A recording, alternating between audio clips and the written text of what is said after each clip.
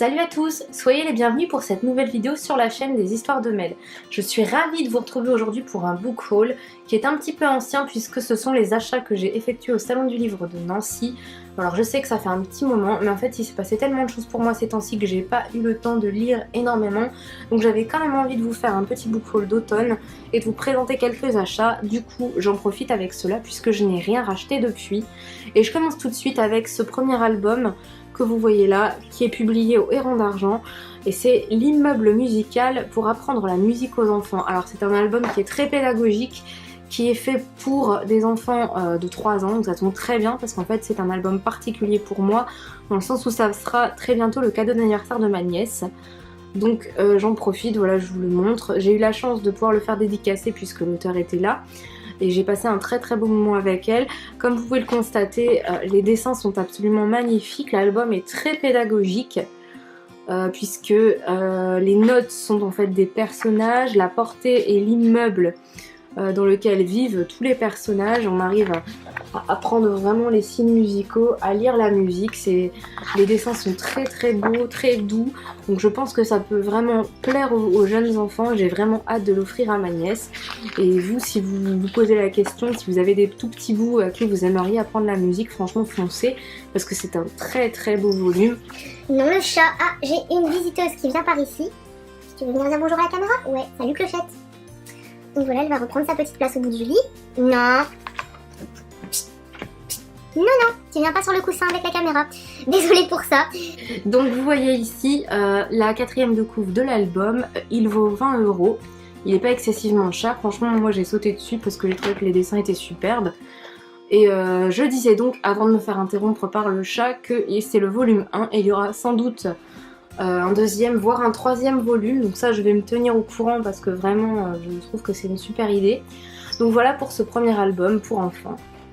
Et je continue ici dans la série des albums avec cette édition bilingue absolument magnifique publiée chez l'Oxalide de Alice au Pays des Merveilles. Alors comme vous voyez, c'est un album illustré.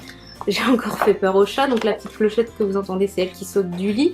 C'est une édition bilingue illustrée du texte de Lewis Carroll, Alice au Pays des Merveilles, avec des dessins absolument superbes. Bon, pour ma part, je ne sais pas si on peut les donner vraiment à des petits parce que certains dessins sont peut-être un petit peu effrayants, mais je trouve ça génial l'idée de faire une édition bilingue comme ça. En plus, en album illustré en hardback, c'est vraiment génial. Et j'ai une petite cousine qui a 6 ans qui commence vraiment à vouloir apprendre l'anglais puisqu'elle sait déjà lire. Donc je pense que je vais attendre un petit peu et que je vais pas tarder à lui sortir parce que vraiment je le trouve superbe. En plus c'était vraiment un coup de cœur qui n'était pas prévu parce qu'il se trouve que il était vendu sur le salon à 10 € je crois au lieu de 45 ou 50 € si mes souvenirs sont bons, puisqu'il s'agit des derniers exemplaires et que cet album ne sera plus édité ensuite. Donc le libraire ou la libraire qui était là voulait se débarrasser de ces derniers albums, donc elle l'a fait à prix cassé, ce qui fait que j'ai forcément sauté dessus. Et je fais ici une spéciale dédicace à Margot Liseuse. J'ai pensé à toi en l'achetant, j'ai pensé à ta petite Alice, donc je ne sais pas si tu peux le trouver en Suisse, mais voilà, si tu passes par ici, n'hésite pas à chercher après à le regarder parce qu'il est vraiment superbe. Et je pense que quand elle sera grande, ça lui ferait plaisir. Je continue ensuite avec des livres plus pour adultes, avec ce premier Poche, qui est donc le premier roman de Gaël Nohan. Pour ceux qui ne connaîtraient pas Gaël Nohan, ce qui serait quand même bien étonnant, Gaël Nohan, c'est l'auteur de La Part des Flammes, qui a été un énorme succès de librairie en 2015. Moi j'ai adoré, que j'ai chroniqué sur le blog. Et puis c'est également l'auteur en cette rentrée littéraire de Légende d'un dormeur éveillé, toujours publié chez Héloïse d'Ormesson, qui nous parle de Robert Desnos, et je vais y venir dans peu de temps. Mais ce Poche, en fait, c'est son premier roman qu'elle a retravaillé. Elle a, je crois, supprimé pas mal de passages et raccourci son texte. Et il est sorti en poche quasiment en même temps que donc Légende d'un dormeur éveillé chez d'Ormesson.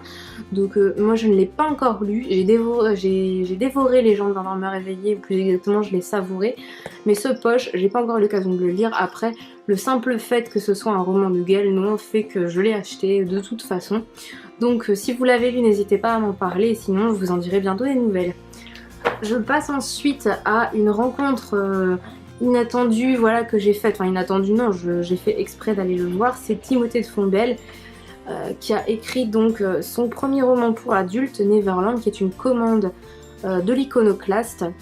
En fait, pour ceux qui ne connaîtraient pas encore là, ça serait bien étonnant, Timothée de Fombelle est un auteur jeunesse à succès et de grand talent, et c'est la première fois là qu'il s'adresse aux adultes, et en même temps Neverland, la référence à Peter Pan est claire puisque c'est un voyage au cœur de l'enfance, que là encore je n'ai pas lu, en tout cas pas encore, parce que c'est un texte court, pour lequel j'estime qu'il faut vraiment être dans l'humeur adéquate pour le savourer, donc j'attends ce moment avec impatience, et mon idée c'est de le dévorer d'une seule traite pour vraiment profiter du texte. Donc pareil, si vous l'avez lu, dites-moi, sinon voilà, moi je vais découvrir Timothée de Fombelle grâce à ce texte, et je fais ici une spéciale dédicace à Tom et Nathan de La Voix du Livre et les cahiers de lecture de Nathan, puisque c'est grâce à eux que j'ai découvert cet auteur, et Tom a d'ailleurs écrit une chronique absolument sublime de ce livre sur son blog La Voix du Livre, donc n'hésitez pas à aller faire un tour. Je poursuis avec un livre, un achat qui n'était pas prévu, en fait c'était le dimanche matin, et je suis tombée nez à nez avec Gilles Marchand, auteur donc de ce livre Un funambule sur le sable, dont j'avais beaucoup entendu parler, notamment sur Instagram, auprès de pas mal de bookstagrammeurs et bookstagrammeuses connus. Salut Clochette, t'es encore là? Donc Un funambule sur le sable, c'est une métaphore de la différence qui est absolument très poétique et très réussie d'après tous les retours que j'en ai eu. Donc je ne l'ai pas encore lu non plus, j'ai pas eu le temps, puisqu'en ce moment je termine L'Art de perdre dont je parlerai dans quelques minutes. Mais encore une fois, Gilles Marchand est un auteur à succès dont le premier livre a vraiment marché. En plus je ne connais pas la maison d'édition des Forges de Vulcain, donc je pense que c'est une bonne occasion de découvrir cette maison. Et puis voilà, la quatrième de couverture me touche, ce que j'en ai entendu me touche aussi, puisque c'est un éloge de la différence et qu'il fait ça de manière très poétique avec un personnage qui est né avec un violon dans la tête. Donc vraiment, je trouve que c'est une belle idée et j'espère ne pas être déçue par ce roman, j'ai hâte de plonger dedans. Je continue avec, je vous en ai parlé tout à l'heure, Légende d'un dormeur éveillé de Gaël Nohan, qui nous plonge donc dans Le Paris de Robert Desnos, qui nous raconte la vie de ce poète, de ce résistant, de cet homme tout simplement. On découvre vraiment le Paris de l'époque, on redécouvre le surréalisme et voilà tout ce qui fait le charme des écrits de Robert Desnos.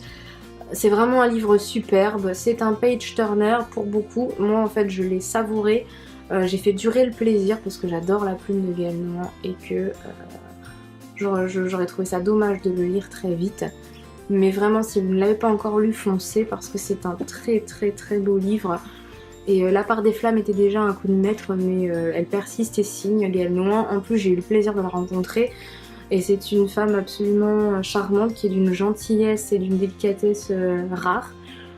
Voilà, et ça a été un grand plaisir pour moi de la croiser à Nancy.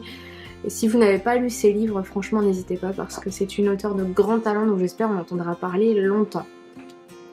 Je poursuis encore avec un autre livre qui est ma lecture en cours, qui est L'Art de perdre d'Alice Zéniter. Donc là aussi vous avez dû en entendre parler parce qu'en fait c'est le livre qui a reçu le prix du livre sur la place de Nancy et qui est encore dans la seconde sélection du concours. Donc c'est un livre dont on va beaucoup parler cette année, qui a du succès et qui le mérite.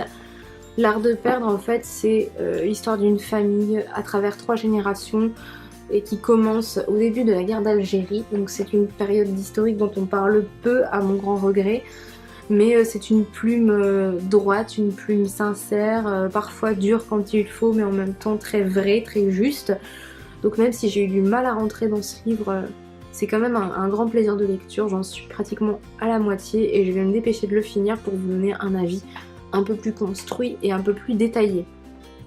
Et pour terminer, je vais revenir avec 2 livres dont je vous ai déjà parlé sur la chaîne puisqu'il s'agit, comme vous le voyez, des livres de Jean-Michel Guénassia et de François-Régis de Guéniveau, qui sont donc 2 des sorties de la rentrée littéraire d'Albin Michel et donc j'ai eu la chance d'interviewer les auteurs, donc vous savez déjà tout le bien que je pense de ces livres. Et si vous ne les avez pas lus, je vous encourage à foncer les acheter en librairie parce que vous ne regretterez pas, vous passerez vraiment un bon moment de lecture. Si vous connaissez Jean-Michel Guénassier, évidemment vous allez avoir envie de le lire. Quant à François-Régis de Guéniveau, c'est un premier roman extrêmement bien réussi. Donc voilà, je vous engage à les lire et encore une fois, n'hésitez pas à me dire ce que vous pensez des livres dont je vous ai parlé. Voilà, c'est tout pour cette vidéo, j'espère qu'elle n'aura pas été trop longue et qu'elle vous aura plu. N'hésitez pas à en parler autour de vous, à la partager. Et moi je vous dis à très vite sur la chaîne YouTube, sur les réseaux ou sur le blog pour de nouvelles aventures des histoires de Mel. Bye bye!